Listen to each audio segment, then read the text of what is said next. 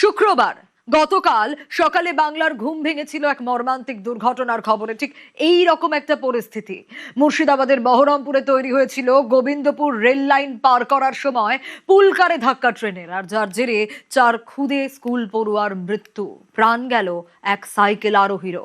গ্রেফতার গেটম্যান, তদন্তে রেল।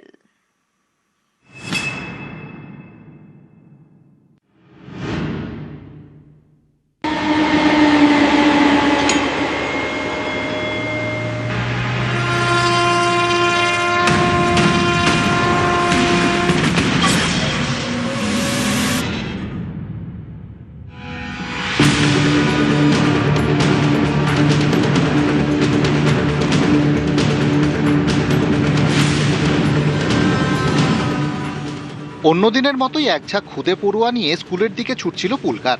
গাড়ি থামে গোবিন্দপুর রেলগেটে। চোখের সামনে দিয়ে যায় নবদ্বীপ জঙ্গিপুর এক্সপ্রেস। এরপর গেট খুলল, পুলকার এগোলো। তারপর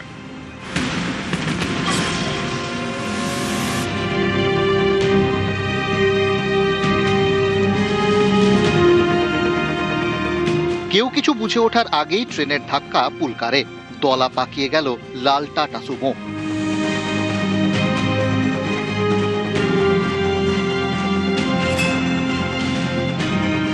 সকালবেলায় গাড়িতে স্কুলে যাচ্ছিল, স্কুলে যেতে যেতে একটা ট্রেন পাস হয়েছে, আর একটা ট্রেন আসছে জানেই না, ওই করে গেট তুলে দিয়েছে। তারপরে যে অ্যাক্সিডেন্ট, 3টে মারা গেছে স্পটেই, আর বাকি হসপিটালে নিয়ে মারা গেছে এখন শুনেছি 2টো।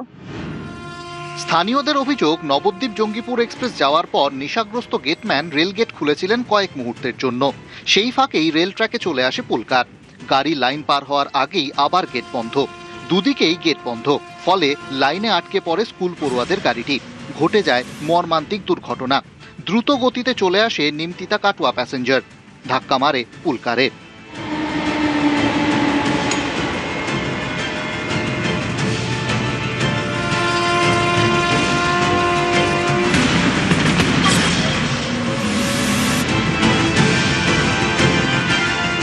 ও যখন গাড়িটা একটা বেরিয়ে যাওয়ার পরে ও গেটটা তুলে দেয়, গাড়ি ভরে দেওয়ার গেটটা নামিয়ে দেয়, অ্যাক্সিডেন্টটা হয়ে যায়।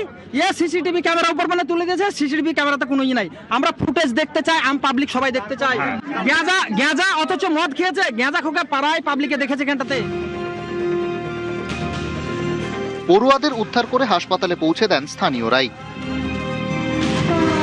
দুর্ঘটনার জেরে বেশ কয়েক ঘন্টা এই লাইনে ট্রেন চলাচল ব্যাহত হয়।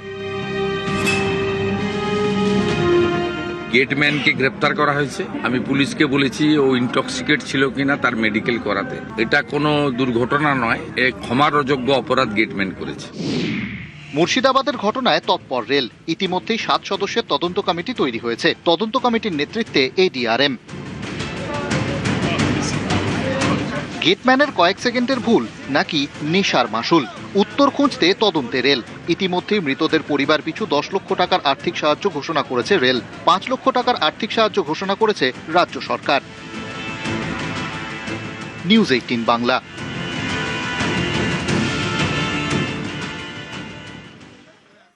মুর্শিদাবাদে বহরমপুরের কাছে গোবিন্দপুর রেল লাইন পার করার সময় পুলকারে ট্রেনের ধাক্কা। কিন্তু প্রশ্ন হচ্ছে, কিভাবে হলো এই ঘটনা? কি বলছেন অবসরপ্রাপ্ত রেল আধিকারিক? প্রহরীযুক্ত লেভেল ক্রসিং হলেও দুর্ঘটনা ঘটে গেল মুর্শিদাবাদে।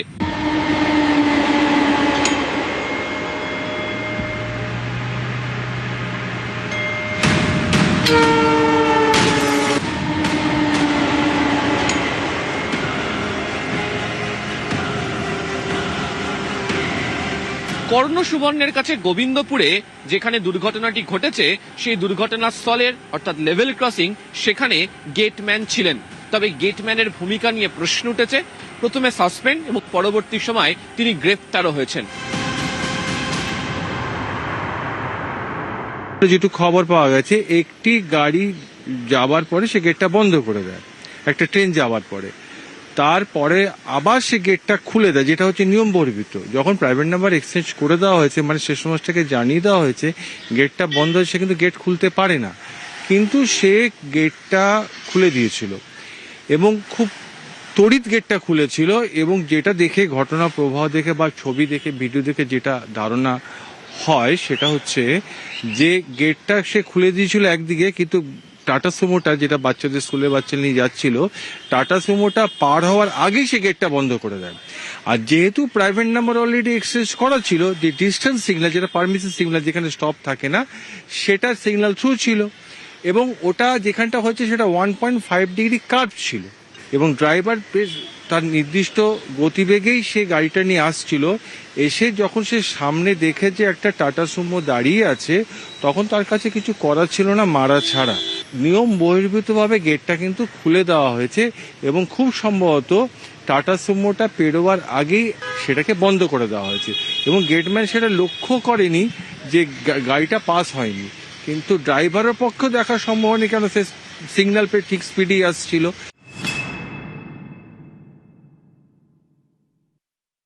সকালবেলা 7:30 নাগাদ ওই লাইন দিয়ে আপ এবং ডাউন দুদিকে দুটি ট্রেন যাওয়ার কথা ছিল। আপ লাইন ধরে বালুরঘাট এক্সপ্রেস চলে গিয়েছিল, ডাউন লাইন ধরে আসছিল হচ্ছে নিমতিতা কাটোয়া প্যাসেঞ্জার। স্টেশন মাস্টারের সঙ্গে গেটম্যান প্রাইভেট নাম্বার বলে একটা জিনিস হয়, যেটা হচ্ছে মানে আজ্ঞা পালন করলে তার প্রতিদানে আমরা প্রাইভেট নাম্বার দিয়ে থাকি বা রেল দিয়ে থাকে যে করবে। তা স্টেশন মাস্টার তাকে গেট বন্ধের প্রাইভেট নাম্বার চেয়েছিল, সে দুটো গাড়ির জন্য প্রাইভেট নাম্বার দিয়েছিল। কিন্তু সে কি করেছিল, যেটু খবর পাওয়া গেছে, একটি গাড়ি যাবার পরে সে গেটটা বন্ধ করে দেয়, তারপরে আবার সে গেটটা খুলে দেয়, যেটা হচ্ছে নিয়ম বহির্ভূত। যখন প্রাইভেট নাম্বার এক্সচেঞ্জ করে দেওয়া হয়েছে, মানে স্টেশন মাস্টারকে জানিয়ে দেওয়া হয়েছে গেটটা বন্ধ হয়েছে, সে কিন্তু গেট খুলতে পারে না, কিন্তু সে গেটটা খুলে দিয়েছিল, এবং খুব তড়িৎ গেটটা খুলেছিল।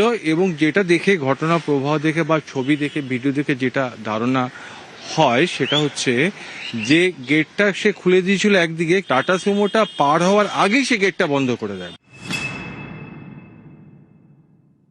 যদি এক্ষেত্রে ইন্টারলকিং ব্যবস্থা থাকতো লেভেল ক্রসিং এ, তাহলে ওই ডিস্টেন্স সিগন্যাল লাল হতো, অর্থাৎ গেট খোলা রয়েছে, ট্রেন এগোনো যাবে না, ফলে ট্রেনটি সেখানে থেমে যেতে পারত। ইন্টারলকিং থাকলে দুর্ঘটনা এড়ানো যেত এই কারণে, তাহলে গেট সিগন্যাল, যেটা ডিস্টেন্স সিগন্যাল, পারমিসিভ সিগন্যাল ছিল, সেটাকে তাহলে স্টপ সিগন্যাল হতো। স্টপ সিগন্যাল মানে যে সিগন্যালে ট্রেন কিন্তু দাঁড়াতে, লাল থাকলে দাঁড়াতে বাধ্য।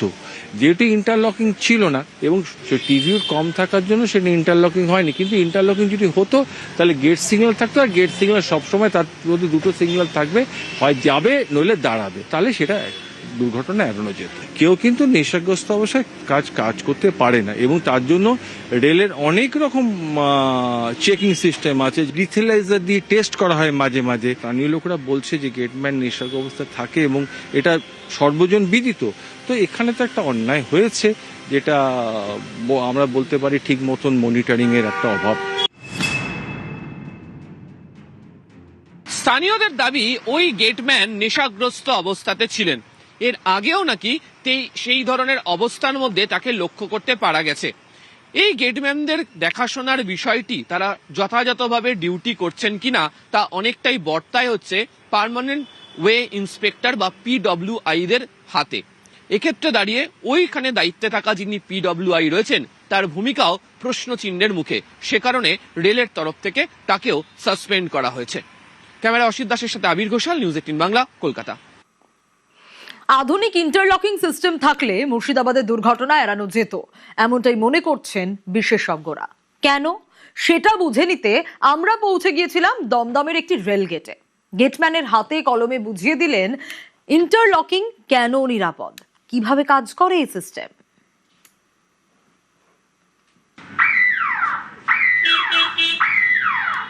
এটা মেনলি ট্রাফিককে সজাগ করার জন্য এটা বাজানো হচ্ছে, যাতে ট্রাফিক যাওয়ার সময় বুঝতে পারেন যে একটা এখানে গেট ফেলা বা তোলা হবে। ঠিক আছে,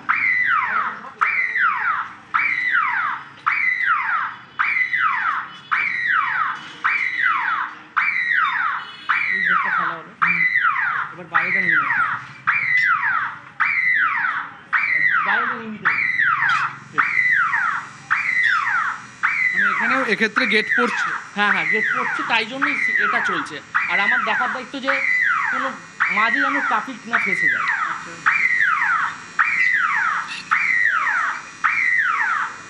তো এক্ষেত্রে আমি শিওর হয়ে আছি যে মাঝে কোনো ট্রাফিক নেই, কোনো গাড়ি ঘোড়া নেই।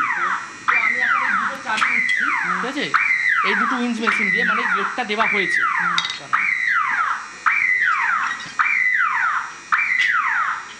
এই চাবি দুটো নিলাম, ঠিক আছে। এই উইন্স মেশিন দিয়ে চাবি নেওয়ার পর আমি এটা লিভারে চাবিটা দিচ্ছি, ঠিক আছে। এই লিভারটা একবার টানছি, তারপর এরপরে আর গেটটা উঠবে না, গেটটা লক হয়ে গেল আমার দ্বারা। গেটম্যান জানলাম, আমি জানলাম গেটটা লক। এইটা আমায় দিতে হবে স্টেশন মাস্টারের হাতে। তো আমি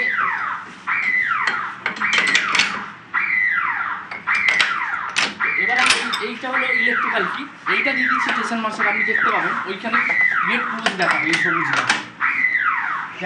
আমার হাত দিয়ে সব চলে গেল। গেট ক্লোজ, সবুজ আলো, অর্থাৎ এখন স্টেশন মাস্টার বুঝতে পারছেন যে গেট বন্ধ হয়েছে গেটম্যানের দ্বারা, তাই তো? হ্যাঁ একদম। আর আমি এই এখন চাইলেও এই চাবিটা বার করতে আর পারবো না।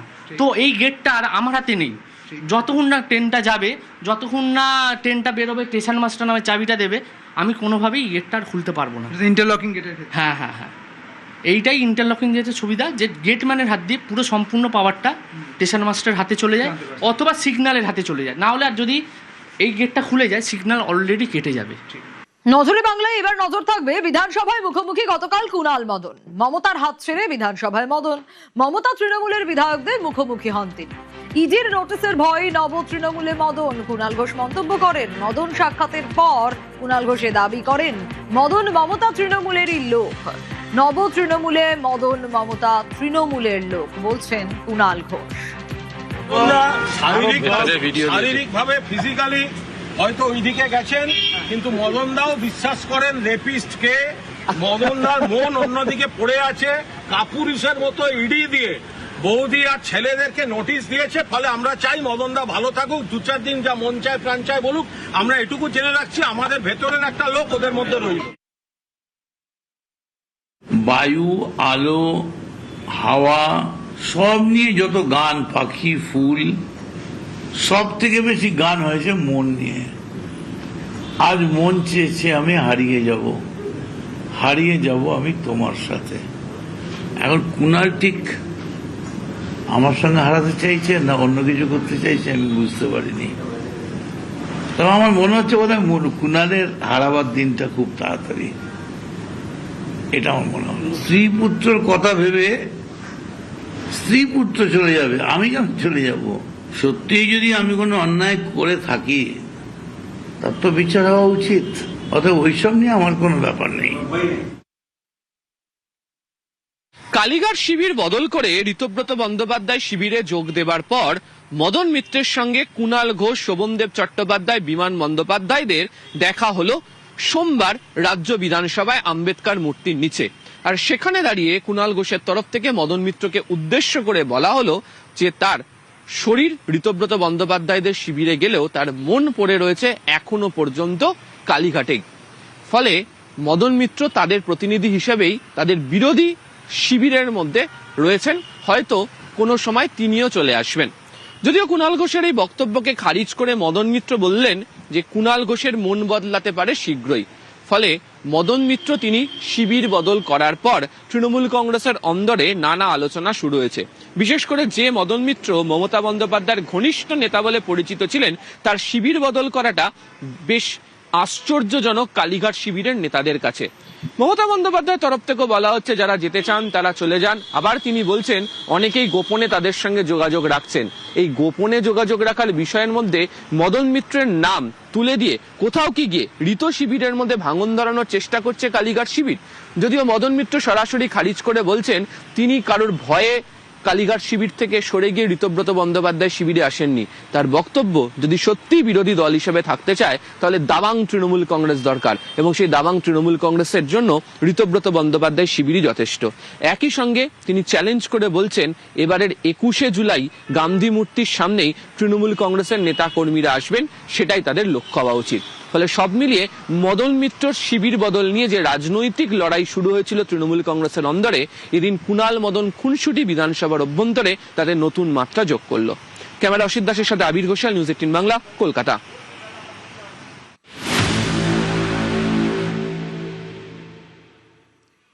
মুখ্যমন্ত্রী শুভেন্দু অধিকারীর প্রশংসায় মদন মিত্র। শুভেন্দুর মধ্যে তো নেতৃত্ব দেওয়ার মতো যোগ্যতা রয়েছে, শুভেন্দু ফ্যান হওয়ার মতো তো যোগ্যতা রয়েছে। এই মুহূর্তে পশ্চিমবঙ্গে যত যুবক রাজনীতি করছে তার মধ্যে অন্যতম সর্বশ্রেষ্ঠ যুবকের গরিমা যদি কাউর গায়ে লাগে, মাথায় লাগে, তার নাম অন্যতম নাম নিঃসন্দেহে শুভেন্দু অধিকারী।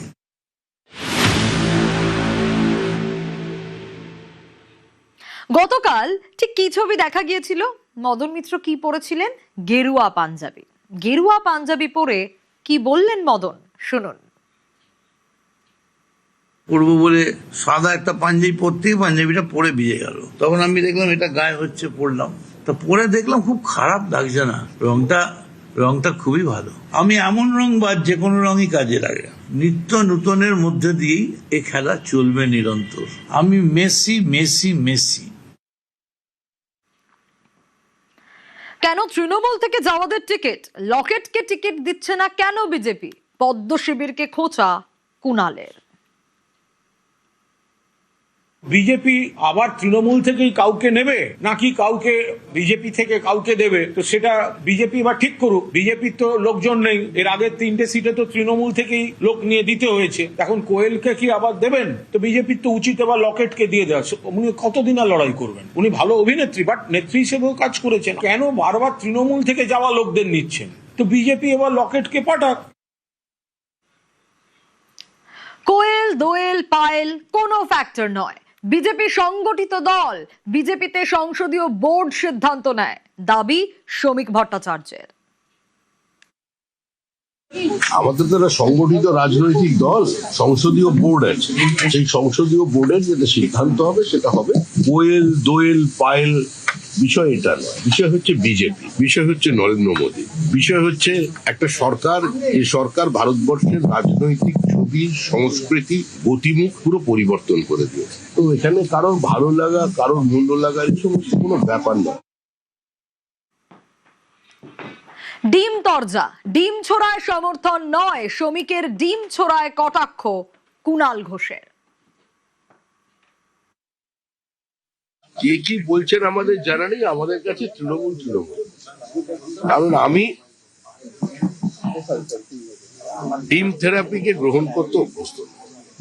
আমার মাথায় ডিম পড়ুক এটাও আমি চাইবো না। কর্মীদেরও তাই বলছি, মুখ্যমন্ত্রীও তাই বলছেন।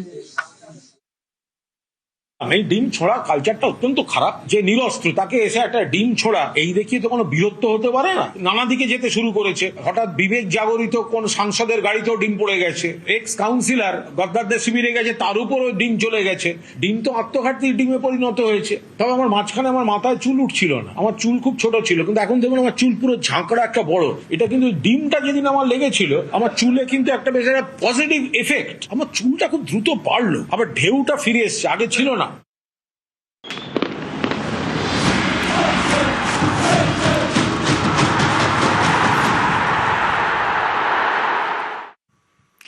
আর জেলায় জেলায় ফাইনাল লাইভ, প্রত্যেক জেলায় লাইভ দেখানো হবে ফাইনাল। জেলা শাসকের নির্দেশিকা নবান্নের তরফে। আর ফাইনালে আজ মুখোমুখি আর্জেন্টিনা স্পেন। রাত 12:30 থেকে জয়েন্ট স্ক্রিনে ফুটবল লাইভ। জেলা পিছু বরাদ্দ 1 লক্ষ টাকা।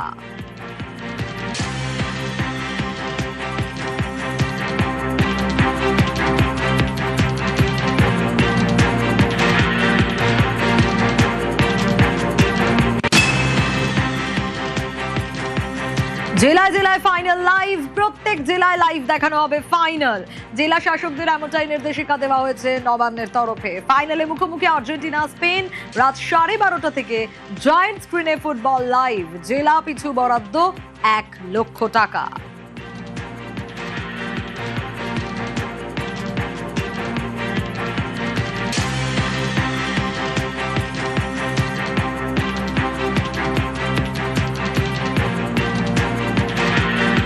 দেখো, প্রথমবার রাজ্য সরকারের উদ্যোগে অভিনব উদ্যোগ। বিশ্বকাপ ফাইনাল সরাসরি দেখতে পাবেন বাংলার প্রত্যেকটা কোনায় কোনায় মানুষ। কিভাবে? রাজ্য সরকারের পক্ষ থেকে স্পষ্টভাবে জেলা শাসকদের কাছে নির্দেশ দেওয়া হয়েছে এবং তার জন্য নোটিফিকেশন অলরেডি করে দেওয়া হয়েছে যে প্রত্যেক জেলায় যাতে লাইভ স্ক্রিনিংয়ের মাধ্যমে বিশ্বকাপ দেখানো যায়। একটা জায়গা, এমন জায়গা বেছে নিতে হবে যেখানে অনেক মানুষ আসতে পারবেন এবং প্রচুর মানুষ বসে যাতে লাইভটা দেখতে পারেন সেই ব্যবস্থা করতে হবে, এবং তার জন্য প্রত্যেকটা জেলাকে 1 লক্ষ টাকা করে ইতিমধ্যেই দেওয়ার নির্দেশ দেওয়া হয়েছে। রাজ্যের ক্রীড়ামন্ত্রী ইন্দ্রনীল খাঁ তিনি ইতিমধ্যেই সমাজ মাধ্যমে নিজের এই প্রতিক্রিয়া দিয়েছেন, এবং এটা একটা অভিনব উদ্যোগ এই কারণ লাইভ স্ট্রিমিং দেখার ক্ষেত্রে অনেকের ক্ষেত্রে এরকম অনেক মানুষ আছেন যাদের হয়তো সেই অ্যাপ নেই বা টিভি চ্যানেল সেটা তাদের এই মুহূর্তে হয়তো কোনোভাবে ডাউনলোড করা নেই বা সাবস্ক্রাইব করা নেই। সেক্ষেত্রে যদি সরকারের উদ্যোগে এত মানুষকে দেখানো যায়, সেটা অবশ্যই একটা অভিনব উদ্যোগ। এবং মাথায় রাখতে হবে বিশ্বকাপ মানে কিন্তু ভারত না খেললেও বা কলকাতায় বিশ্বকাপের জ্বর অলওয়েজ থাকে, তো ফাইনাল ঘিরে উন্মাদনা রয়েছে এবং সেখানে মেসি খেলবেন, সম্ভবত শেষবার বিশ্বকাপ মঞ্চে নামবেন মেসি, এবং মেসির হাতে বিশ্বকাপ উঠুক আমার মনে হয় এটা আপামর বাঙালি প্রত্যেকে চাইছেন। তো স্পেন বনাম আর্জেন্টিনা ম্যাচ, এই ম্যাচটা যাতে প্রত্যেকটা মানুষ উপভোগ করতে পারে, এবং ফুটবল আবেগ যেটা বাঙালির কাছে সবচেয়ে প্রিয়, এবং সেই ফুটবল আবেগকে রাজ্য সরকার আরেকটু সেটাকে উৎসাহ বাড়িয়ে দেওয়ার জন্য এই উদ্যোগ, এবং অবশ্যই অভিনব উদ্যোগ। প্রত্যেকটা জেলার কাছে নির্দেশ পৌঁছে গেছে এবং অতিরিক্ত মুখ্য সচিব রাজেশ পান্ডের পক্ষ থেকে এই নোটিফিকেশন করা হয়েছে, এবং সেখানে স্পষ্ট করে বলে দেওয়া হয়েছে প্রত্যেক জেলায় লাইভ স্ট্রিমিংয়ের ব্যবস্থা করতে হবে এবং যাতে প্রচুর মানুষ দেখতে পারেন সেই ব্যবস্থা করতে হবে, এবং তার জন্য প্রত্যেক জেলা এই প্রক্রিয়ার জন্য 1 লক্ষ টাকা করে তারা অনুদান পাবে, এবং ইতিমধ্যেই সেই প্রক্রিয়া শুরুও হয়েছে। বিশ্বকাপে বিজয়ীদের জন্য ফিফার নয়া পুরস্কার। এবার বিজয়ী দলের সদস্যদের চ্যাম্পিয়নশিপ রিং, শুধু ট্রফি বা মেডেল নয়, রিংও দেওয়া হবে বিজয়ীদের। উত্তর আমেরিকার ক্রীড়া সংস্কৃতির অনুপ্রেরণায় এই সিদ্ধান্ত। NBA, NFL, MLBর মতো লিগের রীতি অনুযায়ী অনুসরণ করেই আংটির এক পাশে ট্রফির নকশা, অন্যদিকে পরিচয়, দলের রং ও প্রতীক। মোট 2026টি আংটি তৈরি ফিফার, 30টি আংটি বিজয়ী দলের সদস্যদের জন্য, বাকি আংটি ফুটবল প্রেমীদের বিক্রির সিদ্ধান্ত ফিফার।